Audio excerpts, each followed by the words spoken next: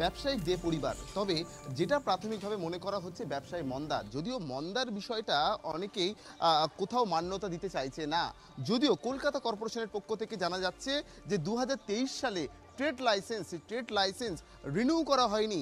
এই বাড়ির যে চর্ম ব্যবসা ছিল, অর্থাৎ লেদারের ব্যবসা, সেই লেদারের ব্যবসায় কোনো রকমভাবে 2023-এর পর থেকে রিনিউ না করার ফলে একটা বিষয় স্পষ্ট হচ্ছে যে ব্যবসা যে কোনো রকমভাবে আগের মতন সক্রিয় ছিল না, সেই বিষয়টা ক্রমশ প্রকট হচ্ছে।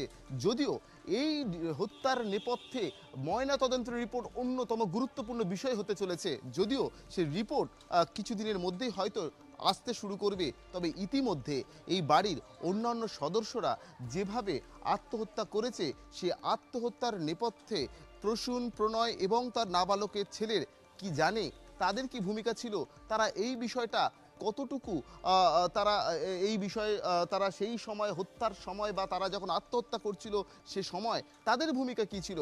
যদিও যেটা প্রাথমিকভাবে মনে করা হচ্ছে যে খাবারে বিষক্রিয়া, এবং সেই বিষক্রিয়ার খাবার খেয়ে প্রথমে সরাসরিভাবে ক্ষতিগ্রস্ত হয় এই বাড়ির নাবালিকা শিশু, অর্থাৎ প্রিয়ংবদা দে। যদিও তার মৃত্যু হওয়ার সাথে সাথে বাড়ির অন্যান্য দুই মহিলা সদস্য তারা কোনো রকমভাবে সিদ্ধান্ত না নিতে পেরে তারাও হাতের শিরা কেটে আত্মহত্যা করে, এবং সেই ঘটনা দেখে প্রসূন, প্রণয় সহ তার নাবালক শিশু এই ছাদ দিয়ে পড়ে আত্মহত্যা করার সিদ্ধান্ত নেওয়ার চেষ্টা করলেও শেষ পর্যন্ত তা ফলপ্রসূ না হওয়ায় তারা এই গ্যারেজ থেকে গাড়ি বার করে নিয়ে তারা 12টা 51 নাগাদ বেরিয়ে যায় বাইপাস সংলগ্ন রাস্তায়। সেখানে গিয়ে তারা দুর্ঘটনাগ্রস্ত জায়গায় গিয়ে তারা যে বিষয়টা জানা যায় যে তারা গাড়িতে ধাক্কা মারে। কিন্তু কেন ধাক্কা মারলো?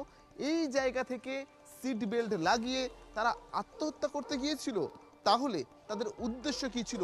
এই উদ্দেশ্য নিয়ে কিন্তু ইতিমধ্যেই পুলিশ আধিকারিকরা তদন্ত করছে। যদিও ইতিমধ্যে জানা যাচ্ছে যে 3জন অবস্থা অতি সংকটজনক, আইসিইউতে তারা রয়েছে। এই বাড়ির নাবালক যে শিশু যিনি ছিলেন সঙ্গে, তার অবস্থা সংকটজনক। তার বাম দিকের পাঁজরে আঘাত লেগেছে, বাম দিকের পাঁজরের পাশাপাশি তার ডান দিকের কবজি এবং হাতের আঙুল ভেঙে গিয়েছে।